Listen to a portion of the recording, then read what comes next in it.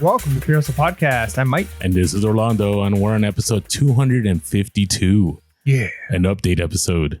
Wow, you're really bringing that bass today. I don't know, mate. I don't know why it's that low right now. It's kind of weird. It's You're like really bringing it down a couple octaves. Well, it's my radio DJ voice, you know? There you go. Yeah. Did you know in negotiation, you're supposed to use like this kind of smooth voice when you negotiate? Yeah, I mean, I don't know if having a nice deep voice is like required, but you're definitely supposed to be smooth. But I mean, like I can only go so deep, right? Like, That is true.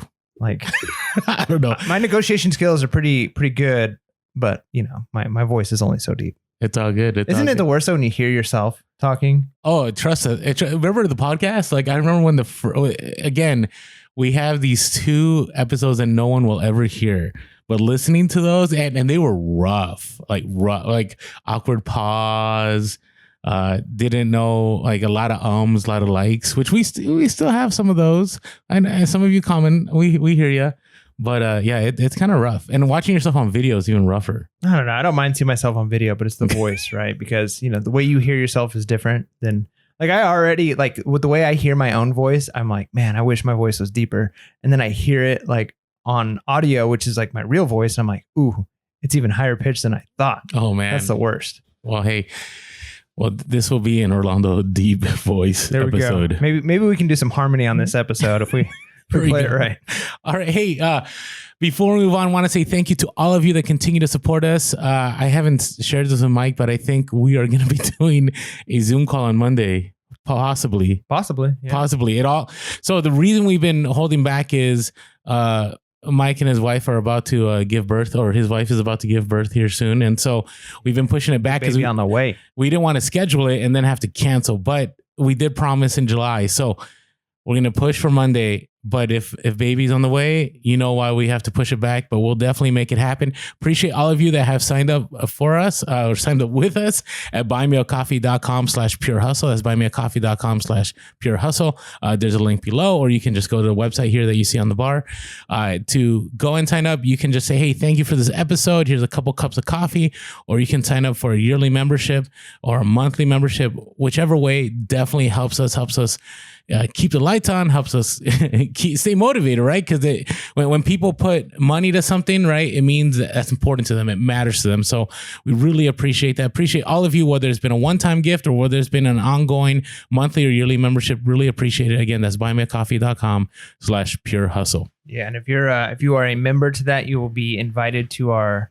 At this point, we're trying for monthly Zoom calls. And again, this isn't.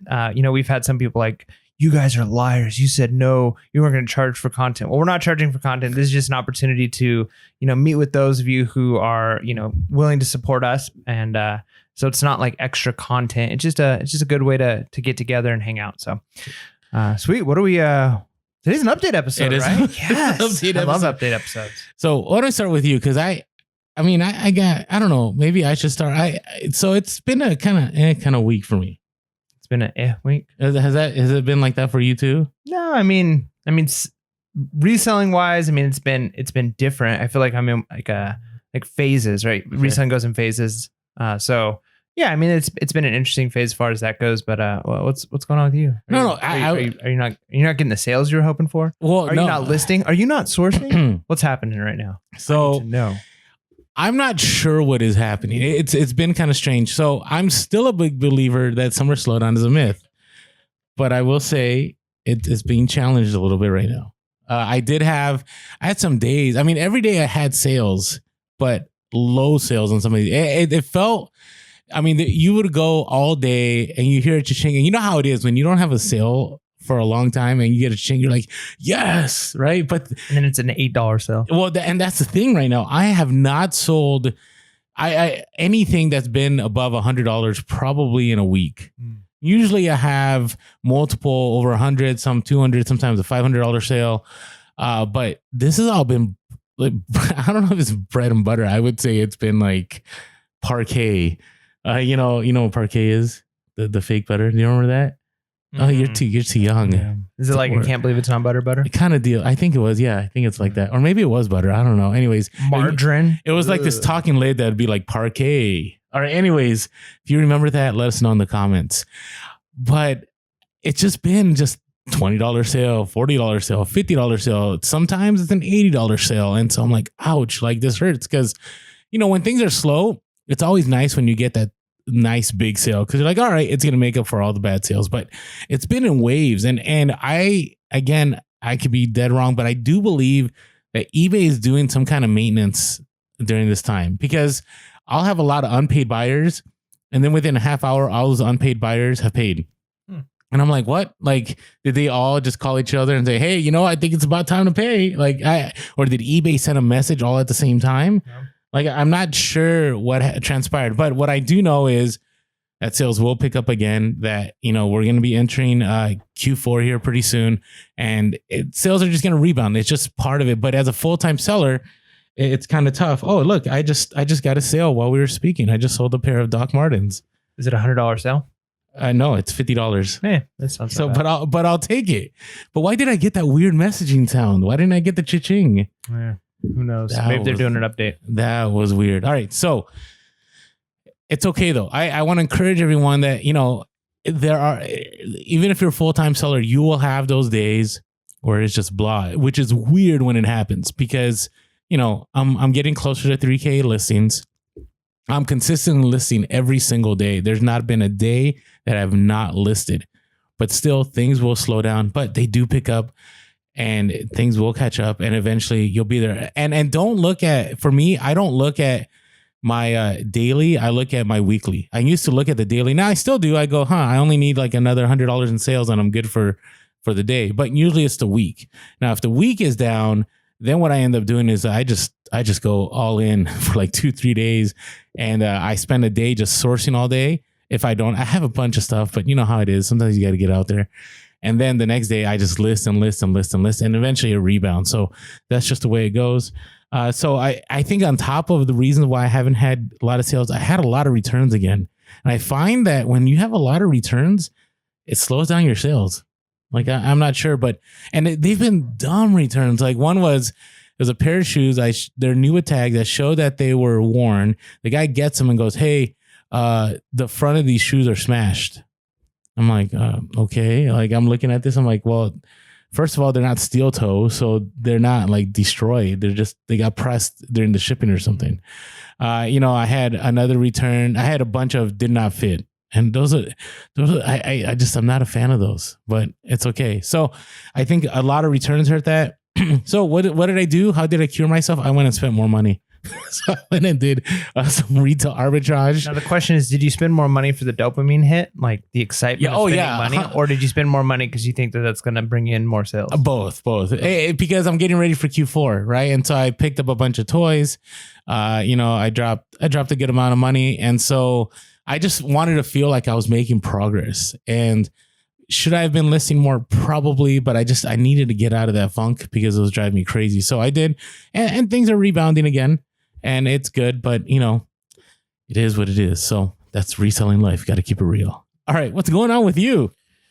Man, so I mean, things are good. Like we mentioned at the beginning of the podcast, the wife is due really any time now. Like we're at a point where it could be like we're full term now. We're not at our due date yet, but she had hypertension with our first child, and it seems like that might be happening again. So they induced us early with our first child. So we expect that we're either going to go into labor soon, or we're going to get a call from the doctor and then just say like, hey, we're planning on inducing you this week. So like it could be any time. So it's kind of this weird, like every day we're like, I mean, even things like laundry, right? Like we did laundry today, and it was like, all right, now I got to make sure that I save enough laundry. So if we end up going to the hospital, I have it. Like I can't use it all, like knowing like, well, next Monday's laundry day, because I don't want to be stuck like, all right, we're in the hospital now and I don't have anything. So it's just been like kind of this weird, do we have everything? Do we have bags packed? Do we have, and you can't really make plans, because you don't know what's going to happen.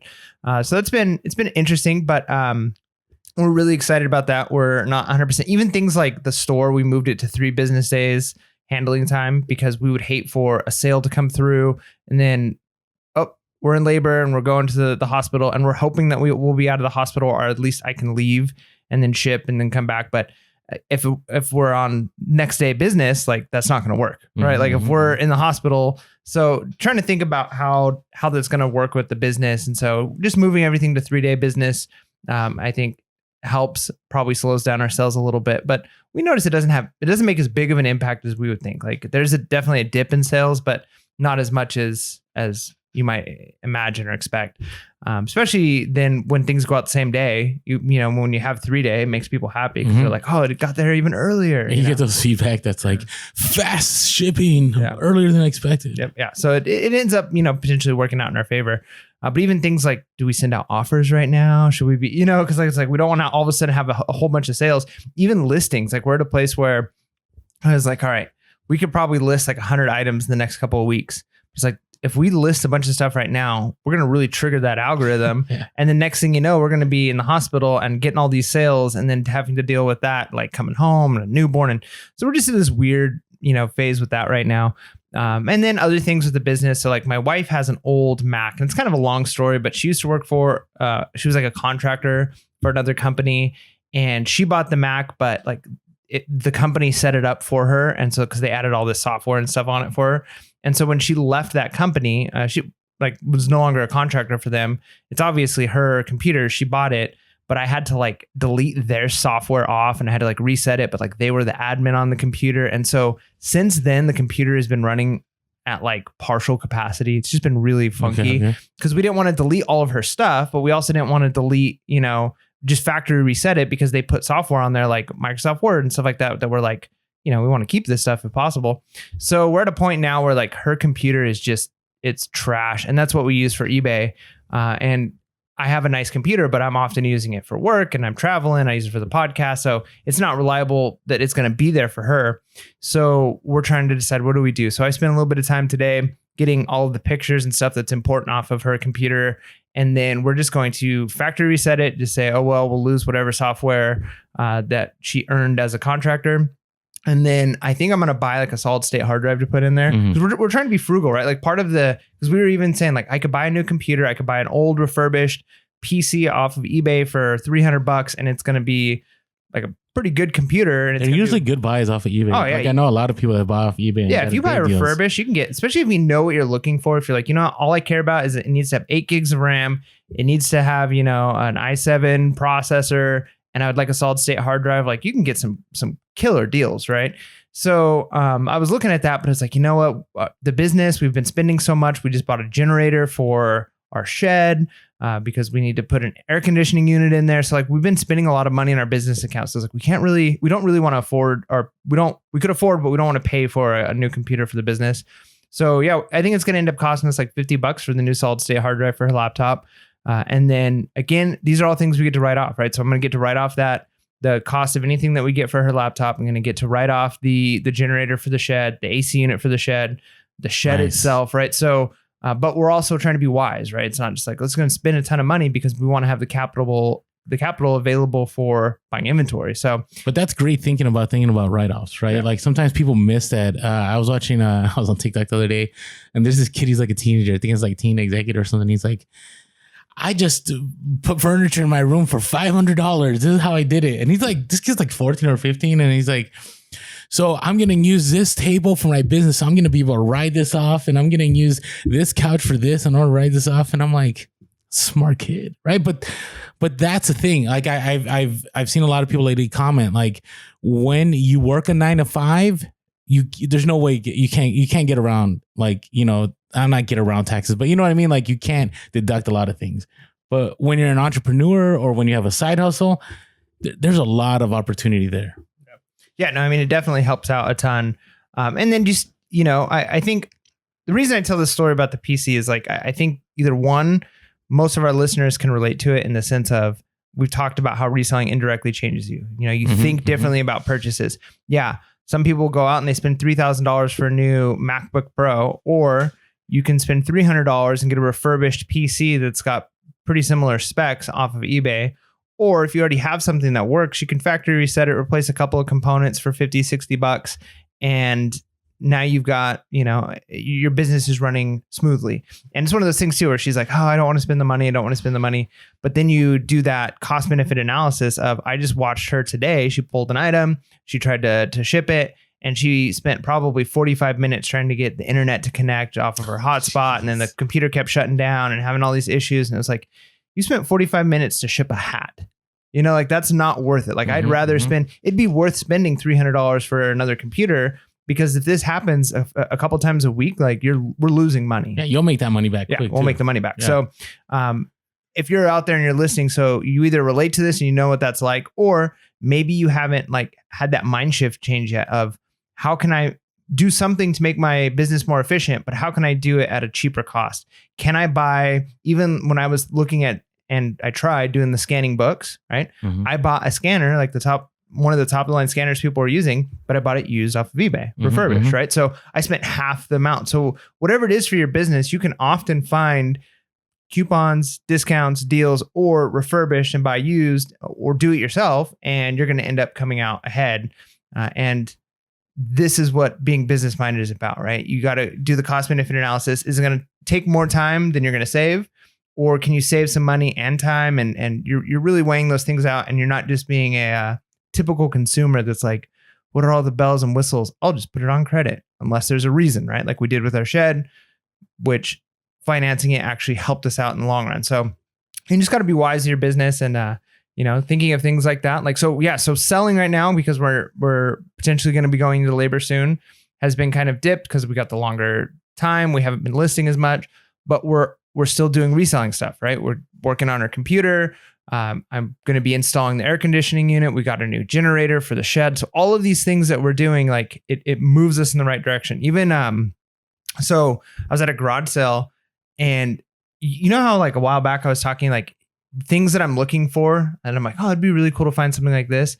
Oftentimes, like the next week or two, I end up finding it at a garage sale. You're like manifesting. It's like, yeah, like we don't believe in that. We're just saying. I don't believe in that at all. But it's like the irony in it all. And I wonder if it's one of those things where I end up seeing the things more often than I realize. But it's when I like consciously, I'm like, oh, I need something like this. That's when I recognize. Maybe I see it every couple of weeks, anyways, but I'm not really looking for it, so I don't know. But I bought those solar lights for my shed that were just they were the wrong kind of solar lights, because if there was any sun at all, they wouldn't work. They'd have to be disconnected from the solar panel. And so what I really needed was a solar kit that connected to like a battery, a small little inverter.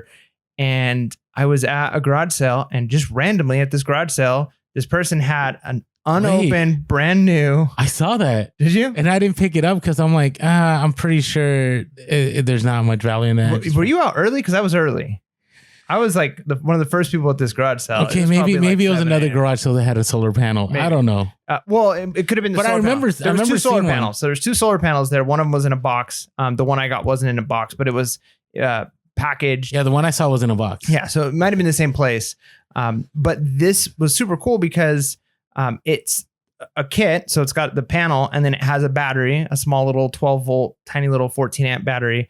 And then it also has a little inverter with the DC lights that just plug straight into the inverter. So I can hang 3 lights in my shed that are going to hook directly up to this little inverter and battery setup. All brand new. None of it has been opened. And the guy wanted 30 for it. And I got that plus a bunch of hats plus a box of computer stuff for $30. I ended up getting it all for 30. And so originally when I bought those solar panels off of Amazon, I paid like 90 for 2 of them.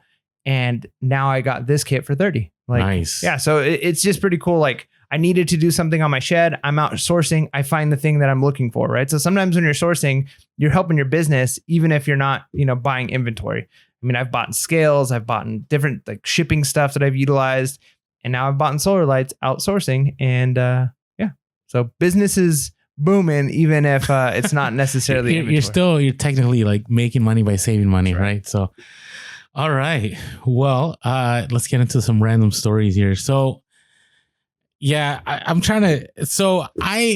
always hesitate whenever I post something on social media that deals with a box in a bag. Like always. Before I get to that, though, let me talk about real quick where you can find us social media. On social media, we are Pure Hustle Podcast on Instagram, Facebook, and TikTok. We are Pure Hustle Cast on Clubhouse and Twitter. You can always give us a call, 619-738-1170. That's 619-738-1170. And actually, we're going to be playing one of our phone calls today for our reseller topics. You could always shoot us an email, purehustlepodcast@gmail.com, purehustlepodcast@gmail.com. Just when I said that, I remembered I had a few that I needed to reply to. So if you're listening to this, you're like, Orlando, Mike haven't gotten back to me. end of the week, I'll get back to you guys. It's been a Mike and I have been busy, with life. So I had a sick kid for like 7 days. I mean, and no, we didn't have that thing. It was just, he was sick, and it just, things slow down. I mean, it's reality. So we'll get back to you. And also thank you to all of you guys who have jumped over to and watching us right now on our YouTube. We did see, we are on Reddit sometimes. Somebody had requested, what are some good reselling podcasts? Somebody said, I watch Puroso podcasts on YouTube. And I almost wanted to comment, but I felt like it would have been kind of weird. Like, like we're like watching people, but I just want to know if somebody brought up our name, and somebody did. So thank you, whoever you are, you're watching this right now, because you said that you watch this. So really appreciate you. And drop a comment. Just let us know. Say, hey, that was me. Watch there be like 10 people saying that was me, right? Yeah. So anyways, hit that subscribe, hit that bell notification, and that like button every episode, because we're always dropping episodes every Monday and Wednesday, whether it be mini-sodes, a video. And we're also dropping videos on Saturdays, whether they be garage sales, thrifting, Mike's Shed Talks. I just caught it. It was supposed to be like TED Talks, but it's Shed Talks. That's one way of thinking about it. Okay. Did I just come up with that, or is that something that you thought of? No, that was one of the things. That was, okay. It's like it's got multiple meanings. All right. There you go. You can go multiple ways with it. All right. And also, hey, thank you to all of you that leave us reviews. I think we're at 470 something. Yeah, you want to make that 500 club. So if you want to be one of those people who can say, I was an early adopter of Pure Hustle Podcast, because I mean, we're going places. Like there's going to be a day when we've got, hundreds of thousands of reviews. I'm just kidding. I don't know. Maybe. Are you trying to manifest? I'm trying to manifest this. And you're going to want to just imagine if you were like, you know what? I was one of the first people that ever ever left a review on Joe Rogan. Just imagine people who said that, they could be so hipster of I'm one of the first reviews. I mean, who knows? Maybe we are the next, Joe Rogan podcast. We'll be that big. You don't know. I don't know. All right. Well, let me share the last two, because I really like sharing these, because they mean a lot to me, and hopefully to you, but I know they do. They do.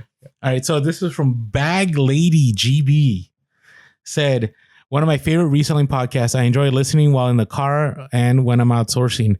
Always great tips, and appreciate your time in recording each podcast. And hopefully my review gets in before you hit 500. See? There you go. There you go. Yeah, that was number 473. Nice. We are the most reviewed reselling podcast. So I appreciate that. All right, one more. This is from Mr. Darg Blargit. Hopefully I pronounced that right. Okay, and they said, Mike and Orlando are very informational and knowledgeable in the reselling business. I've been listening for over a year and always take away something new from them, from OA, RA, and all reselling in between, and they have you covered. I'll have to go buy them a coffee so I can be on the next Zoom call. Hoping to do that here. Thanks, guys. Looking forward to more hustling. So appreciate that. Yeah, okay, you guys. I did see one here. I just wanted to address. Somebody had said, he said, this is from Christian Ventor. They said, unbelievable. These guys are honest and keep it real. Orlando tries to keep sourcing secrets, but it's okay. He still shares everything else. Keep up the amazing work. Thank you to both of you. Yeah, I mean, you keep your secrets. We're all entitled to our secrets. I'm a big fan of showing people how to fish. That's right. Not telling them to fish. Yeah, not giving them a fish. Not giving them a fish. Yeah, whatever you. Teaching them how to fish. Sorry, I'm not Confucius, okay? That's all right. But teaching, because here's the thing, I can show you bolo. We can have episodes where we do bolos, but if we just did all bolos, but you don't know how to go out there and source, it's only so much, that you can do. Eventually, you're going to be stuck. Yeah. You'll be dependent on other people. The way to make it to extreme financial success in reselling is to find the bolo that nobody else knows about. That's how you make it. So, you got to know how to find those, because when you stumble across that item that's just popping and it's I can tell you some Q4 stories. So if you want to make it, it's not going to be, if everybody knows the bolo, yeah, you're not. I have a YouTube video that I was going to drop and I'm like, not yet. I don't know. I'm just making it worse, but I'm serious. If you can learn to source, that is the most valuable skill of reselling. You can always pick up shipping. There will always, be items to look out for. But if you know how to find those good items, that's the way to go, right? All right. So thank you to all of you for supporting us. Again, to write those reviews, just go to Apple iTunes and then you put in a review, and I appreciate all your support. All right. So get to random stories. All right. So talking about social media. So I always hesitate when I want to post anything about box in a bag. And the reason I posted this one was because like I was like, wow, like this is, I need to share this because there's so much money that can be saved doing box in a bag. And so I had an item, and here's the deal. If you ship anything to a PO box, like let's say somebody with a PO box buys it, and I gotta fix my settings. There has to be a way in settings that you can like deny people or do something. But whenever it's PO box, you can't use UPS and you can't use FedEx. You can use FedEx Smart Post, but that's you know USPS. That's the last leg of that deliveries. That's why you can do FedEx Smart Post, but you can't do FedEx and you can't do UPS. And so I was bummed because I sold something and the shipping. You know, I wish I did a better job in calculating my shipping, and I didn't.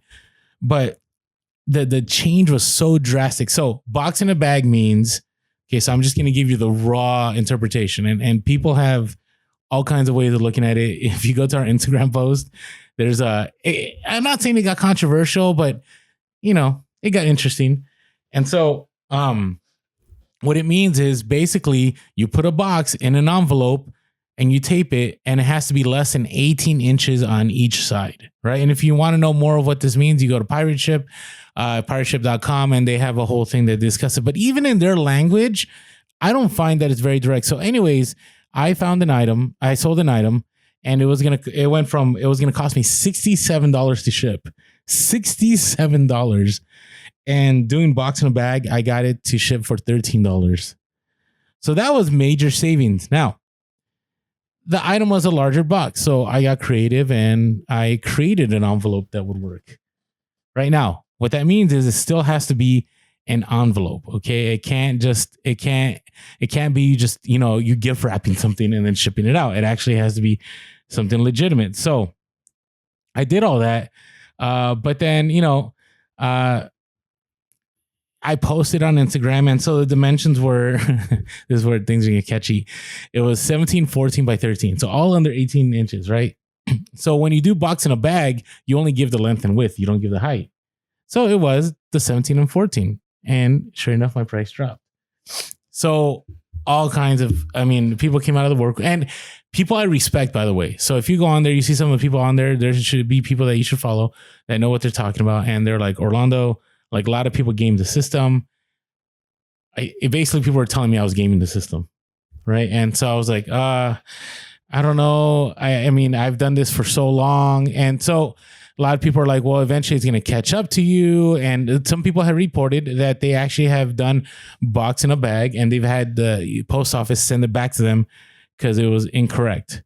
And so I was like, interesting. Like I've never had that happen. Now, the reason why I still feel comfortable, like I'll send big shoe boxes in a bag, and just as long as it's under 18 inches on each side, it's because I see Amazon do it all the time. I can't tell you how many times I get Amazon return the shoes, and it's in a box in a bag. And sometimes they're like for these polo boots, and the height on those polo boots, as far as in the box, it's at least, you know, 12, 13 inches. Right. And so I'm thinking like, hey, I'm good. Like I don't need to worry about this. So if you go on the site, the key thing that they do push on Pirate Ship is that it can't be taped. The sides can't be taped down. We talked about this on a previous episode. Sides can be taped down, and it has to be an envelope. Right. And so they said USPS only cares about your outer packaging.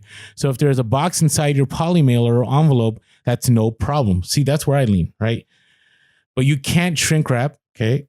Or tightly tape a bag or envelope around a box and call it an envelope. If it clearly has 3 dimensions, it is a box, and you need to enter all 3 dimensions when purchasing postage. So as long as it looks like an envelope, you're good. That's been my understanding. So I share this because, one, if you never heard about box in a bag, there's a lot of money that you can save doing box in a bag. But there's also the other side where, like, if you do it incorrectly, right, it could cost you and so on, or the package may not make it. I've never had this problem, but just because I haven't had this problem doesn't mean it won't become a problem. It's like speeding, right? Well, speeding's still illegal. Okay, true. But let's say, but you get what I'm saying? Like, right. You may speed all the time and never got caught, but it doesn't mean that somebody else wouldn't get caught speeding. Right. You know what I'm saying? So I don't know. What are your thoughts on all this? Well, my thoughts is, if it's not against the policy, then it's fine. You can do it. But the hard part is there's so much gray area of like, is this considered, three-dimensional or like having three clear sides, or is it loose enough on the edges that it still looks like an envelope, but not like, like it's wrapped completely around. So I would look at some pictures, some examples. I think go to the Pirate Ship website is a good example to kind of show what it looks like. And, better safe than sorry. But yeah, I mean, if you can get some really big poly bags, I guess the idea is if the item is in there and it can kind of like move around inside of the poly bag, then you're fine, right? It's if there's clear, it can move, it's got directions, it's loose, then box in a bag. But if it's like so tight in there, you're probably running a risk of getting into some trouble. And again, I mean, maybe you do it perfectly and it still gets sent back. I'm sure that there are exceptions where that happens, where you follow the rules, but that can happen with anything. Like you can follow all the rules and still get something shipped back for something that's not your fault, and it was just a mistake somebody made. So who knows? Ship however you want to ship at your own risk. But I think following the rules and being careful, I think box in a bag is a good way to save some money. But just look at some pictures and know, err on the side of, this is clearly an envelope as opposed to, I mean, I created, this could go either way. I created divided camps there were I'm not trying to throw shade at anybody, but there are people that are like rule followers, right? Like almost like, no, this is wrong. This is how you have to do it. Like, we're going to end up losing this privilege. And there's other people are like, I do this all the time. It's great, blah, blah, blah. Right. So I understand, like in reselling, for a lot of things, there isn't only one way to do it, right? You got to find what works for you. And so, it was interesting. I do agree with, so Aaron from Road to Resale, I missed her podcast. It's been a while, but he commented, he said, I've never understood this option. Like, why do you get a discount for putting it in a bag? My curiosity is killing me. And I agree. But here's the thing, as long as it's there, use it. Yeah. Use it. Use every tool available. Like seriously, it saved me. It's like random tax breaks. Like it might not make any sense, but you'd be foolish not to take it, right? Dude, I saved $50 on shipping. I mean, that's you can't beat that. So anyways, yeah, I got close to 100 comments on there, just on that one, but which, this isn't like, we're not Instagram models or anything, so we don't get like thousands of comments, but we get 100 here and there every once in a while. So, all right. Anyways, I just wanted to share about that. Let us know, what are your thoughts on box in the bag? Do you find that, do you do everything to make it look like an envelope? Have you taped down the sides and never been caught? Do you think that USPS will eventually crack down? Let us know in the comments below. All right. Do you have some more random? Yeah. So, well, it's kind of just a funny story, I guess. I don't know. Sometimes I feel bad. I mentioned, I think on the last podcast, like I was at one garage sale where it was donation. So whatever you want to pay, the money goes to like an animal shelter, right? Like that's always a little awkward because you're like, okay, I don't want to haggle too hard, or like I could basically take this for $1 if I wanted because it's whatever I want. So like things like that can be a little interesting, but where it gets really awkward is we've talked in the past about, a husband or wife selling something that the other isn't aware of. Maybe they want it gone. They're like, hurry, buy this before my husband gets back. Or maybe it's like, I'm not sure, like about $10. Like my husband's out of the, he's in the house. I mean, it's really his. We could wait till he comes back and I'm like, no, $10 is fine. And you're like willing to do the. That was my last Mickey haul on that YouTube. Yes. But so I had one. I was talking to the guy for a while. It was on my last YouTube video, but I kind of cut it short because I was talking to the guy for a long time. He was talking to me about his car. He has a 4Runner. I have a 4Runner. He's a little newer. So we were talking about like 4Runners and maintenance on them and stuff that wouldn't have been interesting inside of the video. So I tried to trim some of that stuff out. But, I had a good rapport with him. I'm talking with him and I asked him how much for this jam stick. And a jam stick is like a little electric guitar thing. It's like small. You can plug it into USB. I was looking them up and they go for quite a bit, like brand new. They're like a couple $100. They're going for on eBay for like $120 to $175. And I'm like, okay, sweet. Like this is obviously a good item, but it's sitting right next to a KitchenAid, which they had marked at $175. So I'm like, they're probably wanting like $100 for this thing. Right.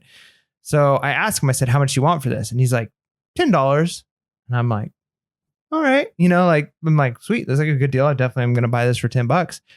And then I'm standing talking to him a little bit more. And then he's like, $5. How about $5? Right. And I didn't even like, it's the best.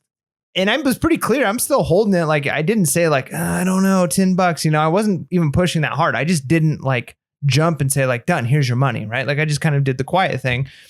And he says $5. He's like, how about $5? I was like, all right. And he turns and he looks at his wife. He's like, yeah, $5 for that, right? Is that okay? And she's like, what, for that? No. And she goes, did you already tell him $5? And he's like, yeah. And she's like, all right, that's fine. He can have it for $5. Enjoy your $200 item, blah, blah, blah. And I was like, oh, yeah, thanks. She's like, you know what that is, right? I'm like, oh, it's like a guitar. Like, I don't know, like a little electric guitar.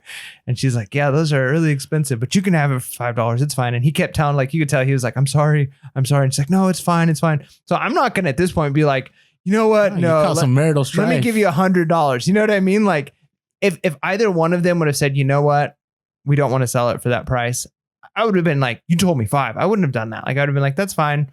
Like, okay. You know what I mean? Like I hadn't exchanged money yet. I would put it down and say like, okay, like I would maybe pay 25, 30 for it. You know, I'm not going to pay too much more than that. But she said, fine. I'm not going to fight her. I'm not going to reverse negotiate, right? Like, I'm not going to be like, no, let me give you more, you know? So she's like, it's fine. And he's like, I'm sorry. I didn't know. And so I'm like, oh gosh. So I just like kind of kept walking and looking at some other stuff. Part of me was like, I'm just going to pay and walk away right now before this gets any worse. Cause it was super awkward. But then I found some more things at the house and ended up buying some Hawaii shirts. But yeah, I might have caused some. I'm jealous of her Hawaiian shirt. So if you haven't caught the video, check Mike's. What's the title of that video? Like it's something related to the story. Yeah, I think it was like he was mad. She was mad. He sold it so cheap. Yeah. So, but your Hawaiian shirt pickup was a pickup. I've talked about high seas before, but you got them $1 a piece. It was like $2 a piece. Still, yeah, I picked up 19 of them, and I paid.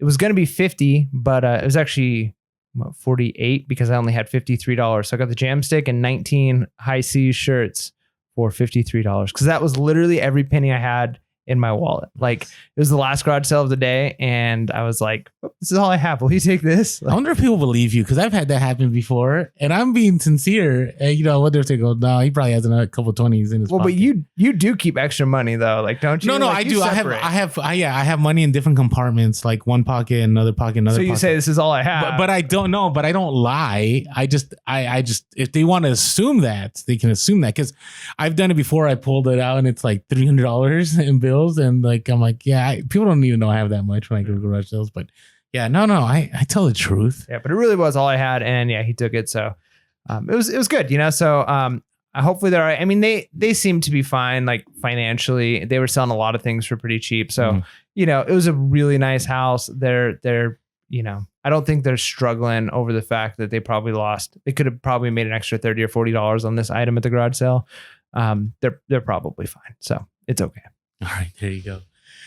All right. Hey, before we get moving, we got some reseller topics, but I wanted to talk about AmericanBubbleBoy.com. I just want to say congratulations to them.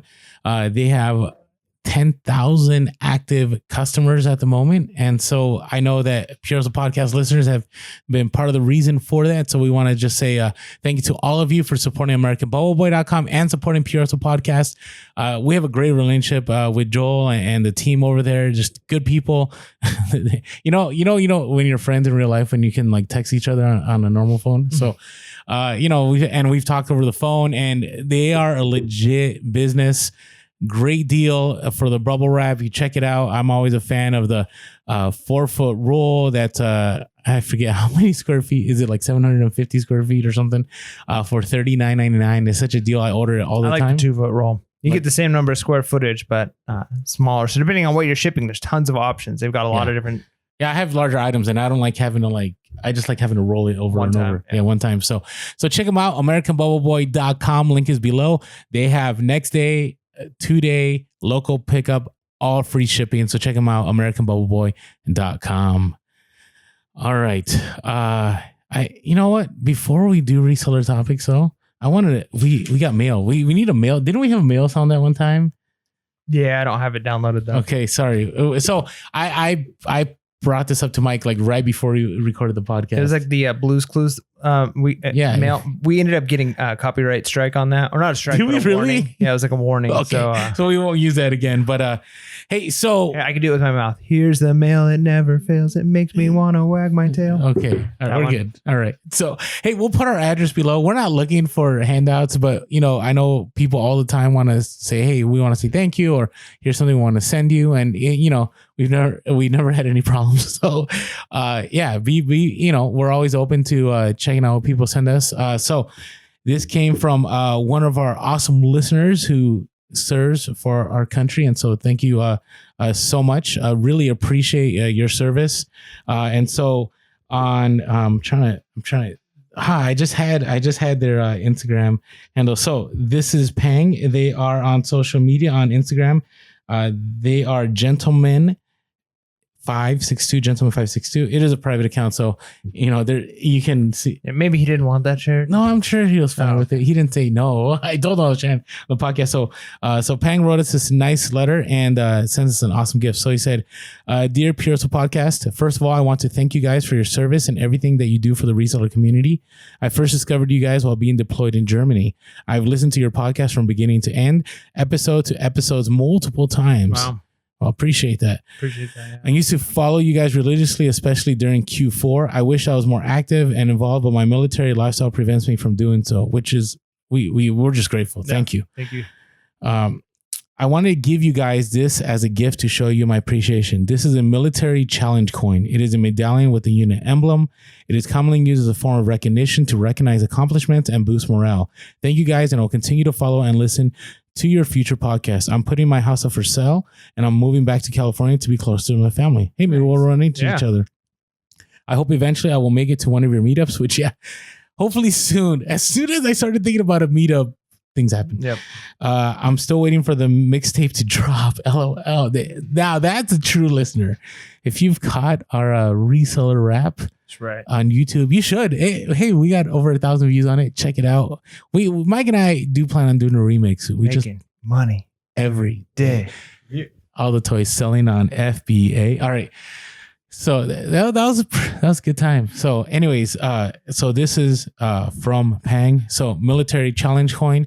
Thank you so much. I know these are super important, and the reason I know that is because I used to work with somebody who was in the military for about 30 years of their life, and whenever they respected or they wanted to say thank you and appreciate somebody, they would give them a military challenge coin. So I never thought I would get one in my lifetime. So really appreciate it. Yeah, no, that's super awesome. I mean, I wish we had something like similar that we could offer as a token of respect for the service you have given for the country, right? Like that is way more than anything we've ever provided. So the fact that you appreciate and respect what we're doing that much, it really means a ton to us. I almost feel like, we're not worthy of that kind of appreciation and respect, but it means the world to us, and hopefully, even though maybe reselling is not something you're able to do right now, that at some point in your future, that might be the avenue that lets you have more time with your family. You talked about moving back, spending more time with your family. So if we can make that little bit of a contribution to help you after all you've done for us, that would be a drop in the bucket of what you've already done. So Thank you so much. Appreciate it. And man, this is so cool. It is. Thanks so much, Pang. Really appreciate that. Okay, I kind of wanted that to have its own like solemn place. Yeah. So, but now we're going to get to reseller topics.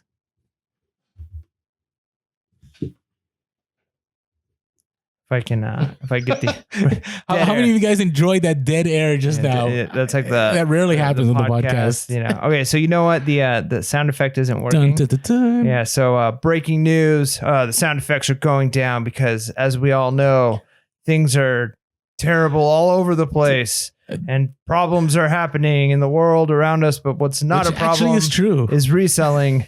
And reselling. Oh no, we got some drama in our reselling. Except there's drama in the reselling world too. Orlando, take it away. All right. Hey, so we're not going to be about drama. There is one story I could drop about drama, but that's between social media reselling influencers, and I'm not going to talk about that. So, hey, eBay Open is happening here soon. So if you haven't signed up, it is August 4th. And so we'd love to say, hey, we'll see you there, but maybe we will see you there. I don't know if, are we going to be able to see other resellers on this virtual meetup? Like, yeah, maybe. I don't know. So, but if you haven't signed up, check it out. It's coming pretty soon. I mean, think about it. August 4th is next week already. Man, what happened to Crazy. summer? Now, here's the other side. PoshFest Live, they're actually doing a real like Posh meetup. Like in person? In person, October 8th through 9th Are you in, gonna go? in Orlando, Florida. No, You should go, man. I don't know. I mean, if you go, I'll go. I don't know. I don't know if I'd go. I mean, I could. The thing is, I mean, let us know how many of you are going to PoshFest. Like, I want to know if we get enough people, I might just go out there. I mean, I got the airline miles. It's not going to cost me much. I know plenty of people that live in the Orlando area. I'll still get a hotel room still, but you know, I just remember how out of place I was last time. Yeah, I mean, it's you went to No a one looks dinner. like me at a PoshFest. Yeah, well, I'm but serious. Let's that's be okay real. though. I mean, like, you know, like, I don't know, maybe you'll find your soulmate at a place like that, like another reseller. Hey, I'm not past. I've always wondered, like, my soulmate's gonna have to be all about reselling. So, you know, there you go. So, anyways, but I want to say eBay. Like, let's make this live. Let's meet up. Let's go. Let's go somewhere. Like, I gotta tell you, there's so many people that are like, yay, eBay virtual, right? Like, that doesn't, like, I mean, we're all tired of Zoom. How many? I mean, even though we're doing one for our Buy Me a Coffee, it's because it's people are throughout the country. But I mean, yeah, I like interacting with people. I mean, it's so nice to see people face to face. So, but if you haven't signed up, eBay Open August 4th and PoshFest October 8th through 9. eBay Open is free though. PoshFest, I think it's like $325. So there you go. All right. Hey, I thought this was pretty cool. And so, you know, I mentioned this on the other podcast, but you never know. Like, people, the business think outside the box, and the business think outside the box. Sometimes they're the ones that end up going to the next level. So Mercari in certain places is now offering local delivery via Uber or FedEx. Genius. So I wish I would have thought about that. and think about that. So hey, I got the email the other day, and it's Mercari Local. And they basically just said, one, browse your local deals, right? You know, blah, blah. Find something you love, relax and enjoy. A driver will drop off your item at your doorstep. Is completely hassle-free, right? And so the way it works is, if you're a seller, you list your item, then you schedule the pickup. You place the item for pickup, and then that's it. And as soon as, like, everything works out, you get paid as soon as they acknowledge that they received the item. Now, what I like is they're very clear about, like, that they vet the individuals. It's not just any random Uber driver. Like, they have to have some kind of track record. Or the FedEx. I mean, obviously the FedEx is going to be the easier one, right? So currently our local carriers include Uber and FedEx Same Day City. We will choose the best option based on distance and service availability. So I was like, that's pretty awesome. So one of our listeners who's local here in San Diego had shared with us that they actually tried this out and wanted to test it. So this is from Sapphire Cove Shop on Instagram. Again, Sapphire Cove Shop in Instagram, and said, LOL, I tested Mercari now, sharing my experience for the community. Ordered 3 Thomas trains that shipped for $5.99 at 11 a.m. Mercari sent them a message, seller confirm your order, estimated deliveries between 2 p.m. to 2:19 p.m. Like, you know, it's like Uber, right? They tell you when they're going to show. I love that. Like, watching little car on the app. Sorry, I'm like 5. Okay. It's at the street. It's at the corner. It's turning around. Seriously? It just passed they passed my house. Oh, now they're doing a U-turn. Yep. It's pretty awesome. So good times. 2 teens delivered at 2:29. They were curious about the process as it was their first time. So it's kind of like Instacart, right? But it's for reselling. After they deliver, they take a pic to confirm the transaction. Then we rate the seller and done.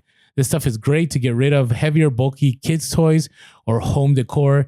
Even sell plant or source close by. It'd be great if they could do furniture. Like, if you can get like Uber truck drivers, basically, that just like can pick up couches. And I think they can. I mean, I don't know, because most Uber drivers are going to be like, you know, in their little Toyota Prius. They're not gonna. No, but the ones at the airport have like Suburbans and stuff because of all the luggage. Yeah, well, true, but even still, they're not usually driving pickup trucks. That'd have to be like another branch of Uber, like Uber pickup truck or something like that. So it said, instead of first class $5.99, 2 to 3 days, right? Because, you know, first class. She ended up paying $7.99 plus tax for a 3-hour delivery. That's not bad, right? You paid up what, $2 to get something in 3 hours instead of 3 days, and the train lot was a deal. So yeah, not bad. They said the only thing is, the only annoying part is changing and editing listings to adjust Mercari Now settings. So I don't know. I'm kind of interested right now. Yeah. So yeah, it's so crazy. All right, so Mercari local delivery. All right, hey, I had a story. Do we really want to hear about the story that shall not be named, making a lot of money on video games that they find? Yeah. No, all I want to say is all the time. You got to know that store that shall not be named is they're making money galore with items that are being donated. And so I've said this, I've shared some Insta stories lately where I've gone to the store that shall not be named. They are marking their prices higher and higher. Like every time I go, it's not changing. So find other ways to source. All right, we'll skip that. Let's talk about shoplifting and reselling. So if you saw our Instagram post the other day, Mike and I found a new way to source. We don't recommend it for everyone because, you could end up going to jail. But there is. I can honestly say that's one thing. Like, I know everybody has their own struggles, their own things that they're, devices they get involved in. I have never, and again, no shame to those who, have different vices and struggles. But like shoplifting is just one that has never, ever been something I've wanted to do or done. So I haven't either, except once when I was 5. Oh, I mean, I stole a little teddy bear from the dress barn. A little, like probably the size of like my thumb. And I felt so guilty. And my parents, they made sure I felt the wrath. Yeah. And I never stole again. Yeah. But I mean, that's one of the things too, is the fact that so many people, they don't worry about that. They do shoplift and steal.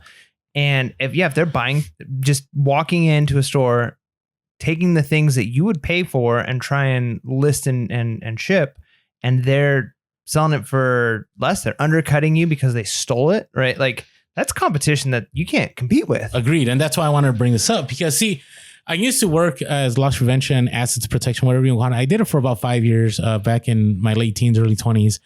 And at that time, I did have some major. I had $2 million cases where, we caught theft rings. And usually when people steal a lot, it's not just individuals like, oh, I'm going to go make a profit. It's theft. It's highly organized.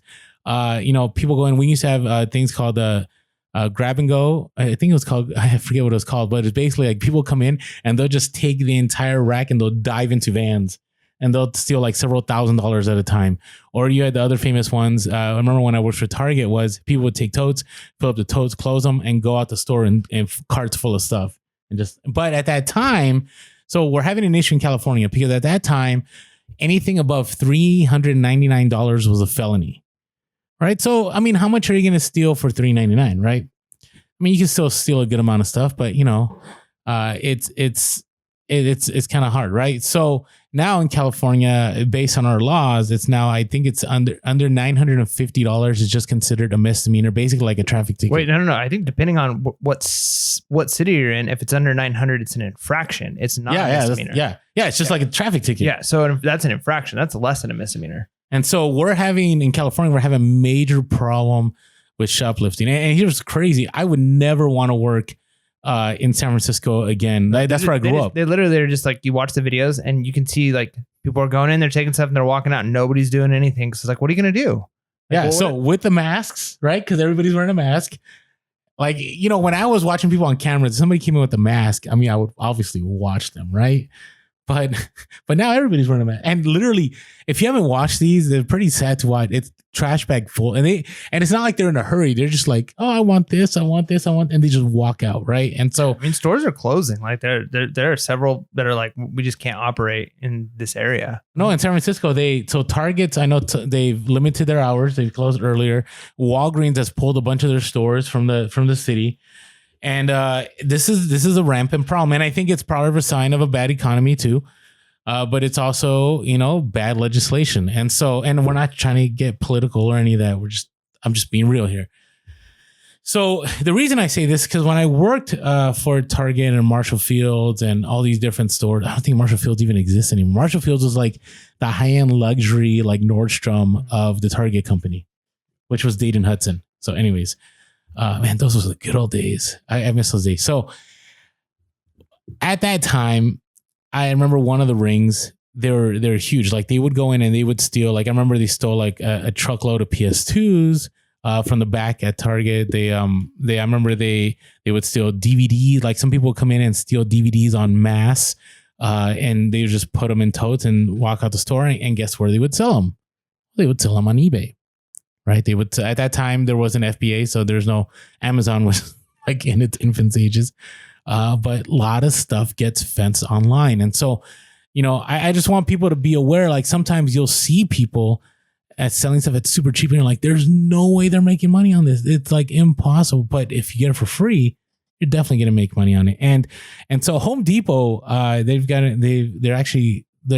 Here's the thing. People will always adapt. So what they're creating now is like some kind of a Bluetooth thing that if it's not the power tool, Home Depot has a lot of shoplifters. It's crazy. I know people that work there. Yeah, the shrinkage is no joke. Yes. And so they have now like a Bluetooth scanner that like if it doesn't get scanned and paid for at checkout, the power tool won't work when they bring it when they take it back. But here's what I wanted to share in case, I wanted to add to this. That's just not Orlando saying this. So Scott Glenn, Home Depot's vice president of assets protection, told Insider about the company's fight against organized retail crime. He made a point to distinguish between professional shoplifters and disorganized solo thieves. The pros, he said, frequently are connected to a larger network that can, in some cases, function as sophisticated shadow business. Honestly, when I worked, we would have people would hit like they go up and down the coast of California, and you would prep yourself knowing that they're going to hit our store at probably on this day based on their trajectory. I mean, it was super organized. And so the trade, let's see, they said there are very organized groups where the leaders at the top are recruiting people that are drug dependent, homeless, or down on their luck, and offering them incentives and providing shopping lists to go out and bring back certain products. At the top levels, these hierarchies, there are absolutely good administrators that understand the return of their money. Their trade publication, LP. So then they said, e-commerce is changing the game for professional shoplifting consortiums. While some brick and mortar pawn shops and flea markets still fence stolen goods, illegal operations have increasingly been able to disguise their crimes among legitimate online resellers. Years ago, there was eBay, and that was it. Glenn said, now there are probably 80 different large-scale online resellers out there, and all of them have the same level of control and vetting. All right, and this goes back to some of the discussion we've had before of like, this is why maybe eBay has certain gates to be able to sell. This is why Amazon doesn't ungate everyone. Like imagine if Amazon ungated everyone. Like that would be shoplifters' paradise, right? Nike would get hit all day long. Right, because that stuff flips all day long. So there's the one side where it's like, man, it's like, why do they do this? But the other side is like, well, there's a reason, right? And in the end, it still helps your profit margin, because it reduces the amount of competition from people you couldn't compete with. So, anyways, kind of crazy World, right? Man. That TJ Maxx video where the guys just come in and you and I just walk out. Yeah, it's pretty rough. Yeah, it's sad. Okay, all right. Anyways, bad time. All right. Hey, we got one more thing here we wanted to talk about. We actually have a listener question. All right. Let's play that. Hey, Mike and Orlando. This is Ryan. I'm a newer full-time reseller. I've been selling for quite a few years. And I got a good question for you guys that might be good for the podcast. I have acquired a very large amount of inventory over the past 4 or 5 years. Probably close to about 600 or 700 items. And I've been buying more than I've been selling. Common problem, for sure. I know you guys say to be capital hungry going into Q4. And I've been slowly ticking away at the desk storage locker now because I bought a storage locker to store it all. Would you guys still recommend going out and finding new items to source, or just going balls to the wall crazy and knocking out that storage locker and all these items that I've acquired and get them listed before I go out and source for more items? Kind of hard figuring out what I should do because there's always good items to find and more to sell. but I also have an entire storage locker full of items to sell as well. So love to hear your guys' thoughts. Feel free to, I guess, write this question down for the podcast or actually play it. I'm glad he said that. Yeah, love to know your guys' thoughts. Thanks. Look forward to your guys' podcast every Wednesday. And I get real sad when it's over with because I want more. I'm all caught up. Appreciate Anyways, it. thanks, guys. Bye. Nice. Yeah. Well, appreciate the call. Thanks for calling in. And yeah, I think that's a pretty common problem to have. And, you know, honestly, Orlando and I haven't talked about this ahead of time, so we may have different answers. It's great. Which is fine. Yeah. Cause we're coming from different perspectives. Part of it's going to depend really on where you are, right? In life, where you're at in your business. If you're at a place, we say the term we try and use is capital heavy. So meaning you want to go into Q4 with a lot of capital available to you. And I would recommend that be liquid capital. So cash in hand or in a bank account that you can access really easily and isn't going to affect other parts of your life, right? So if you're saying like, well, you know, I'm going into Q4, I could probably, you know, not pay this bill or not do this and just have a little bit of extra money or go like get a credit card so I can buy more. If that's the case, like I wouldn't be doing it. But if you're already at a place where like my business account, yeah, maybe I haven't been listing as much or selling as much, but I've got, you know, $10,000 sitting in my business account. I don't need to touch it. All my bills are paid for on my regular 9 to 5 or whatever it is. Then sure. I mean, maybe you go into Q4 and you say, I'm going to still do a little bit of sourcing this Q4 because I've got the money, I've got the capital available, and I don't need to touch this money to make my life work. On the other hand, if you're at a place where you don't have that much capital available, I would definitely not go into debt or make sacrifices to buy things when you've got things you haven't already listed, because your track record says when I buy things, I don't list them. Right. I've done that for stages too. So like no judgment against you for that. I think that's 99% of resellers. Yeah. I mean, I think either you go through stages of that or maybe it's more or less of that ratio of how many items you're buying versus how much you're listing and actually selling. But I would say if you've got hundreds of items that haven't been listed, you've still got quite a bit of time before Q4. So I would maybe challenge yourself and say, all right, if in the next couple of months, I can get all of these items listed and just go crazy. And then once I've got all these items listed, or at least I've made enough headrow that like I'm 3/4 of the way through, I know I'm going to be able to finish. Now, all of a sudden I'm getting sales coming in like crazy. I'm moving inventory a lot. Now I would be more comfortable advising you to say, all right, now go into Q4, buying items, looking into source new things, because you've already kind of developed the habit of listing, sourcing, shipping, all of those things you've got figured out. But if I wouldn't add to a death pile just because, right? Unless you found like the one item where you're like, oh my goodness, I'm going to make 6 figures off of this deal because nobody else is on this BOLO.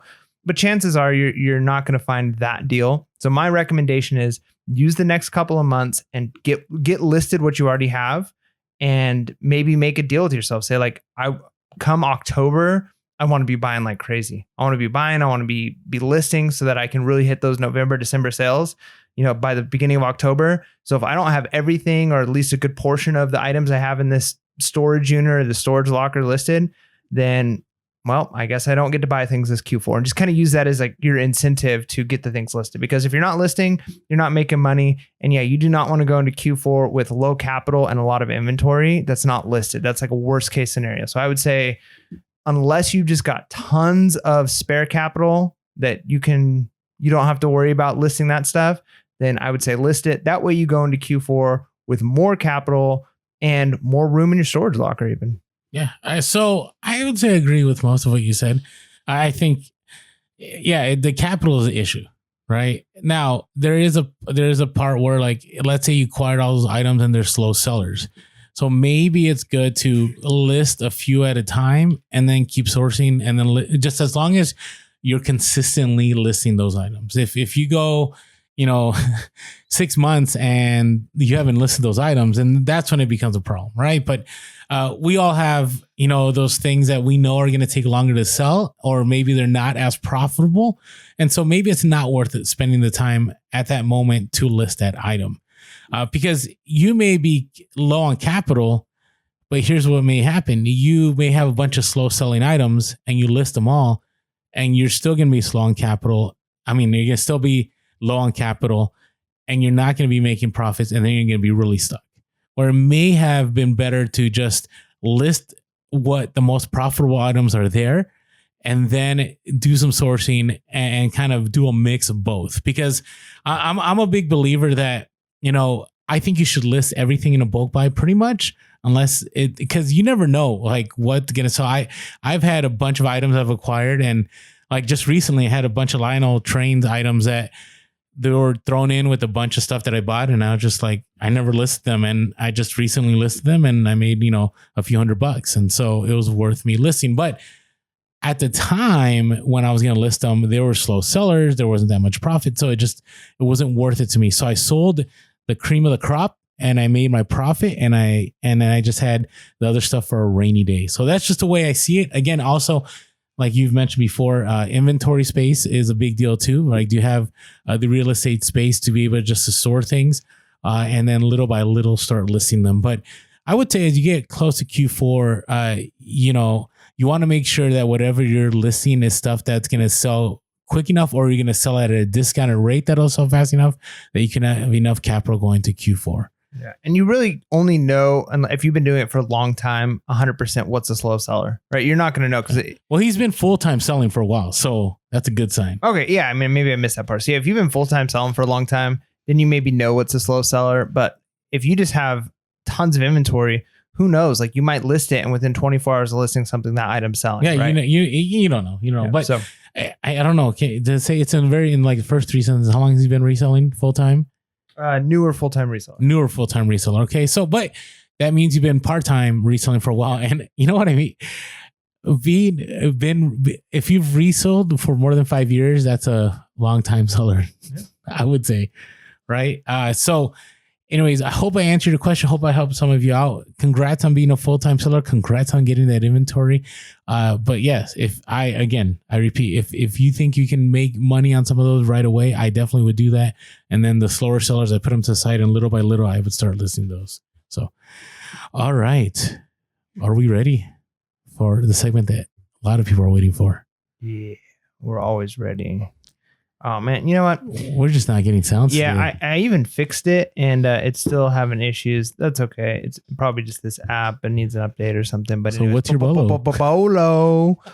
So bolos. If you're new to the show, there are items to be on the lookout for that sell for good profit. That's right. You know, and I'm capable of finding and fixing this right now. Mike really wants a sound effect. Yeah, it needs to be there. It's all good. It'll just take a second while I'm finding it. Why don't you tell me your bolo? Okay, so I'm sure I've shared this at some point. Here's the thing: we've done so many episodes. Like, I'm sure we repeat stuff sometimes. Wait, are you talking about bolo? What's your bolo? Yeah, I had to reconnect the file. We're all good now. Bolo. And thank you to the listener that created that a long time ago. So really appreciate that. If anybody wants to make a mail sound, let's throw it out there. Yeah. Like, hit us up with the remix.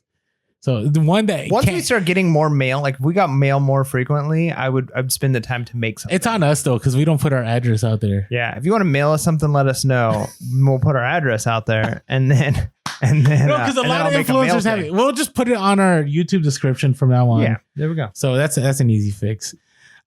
So these sell no matter what, as long as your cost is at the right price, it's gonna sell. And these are Sony Walkmans. So I picked up a Sony Walkman. It was an FM AM radio, and it didn't even play cassette. And I picked it up, I think, for like $3. And it sold for like $20 something. And I listed it 4 parts not working. And it was an easy $20, right? If you find these sealed, especially the older ones, you're talking about $300 to $400 depending on the model, right? Maybe more. If you find a vintage one, you're talking close to $1,000, right? If it's sealed, even if it's not sealed, it's a certain brand. So any kind of Sony Walkman, even the other day I found one of the LCD screens that you put on. It's a one you put on your arm to go running, fairly newer, $25 sale, right? And these aren't like, again, you can have major home runs with these, or you can just have bread and butter. But I do not. And my son, one of his first sales that he had on eBay was a Sony Walkman that he picked up for, I think, $2 and listed it for parts. And he's like, Dad, this is crazy. No one's going to buy this. And sure enough, it sold for like $25.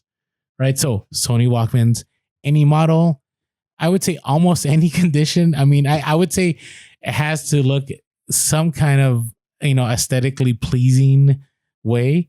It can't be like trashed, but yes, Sony Walkmans too. Unless that's the style they're going for, they might be wanting trashed.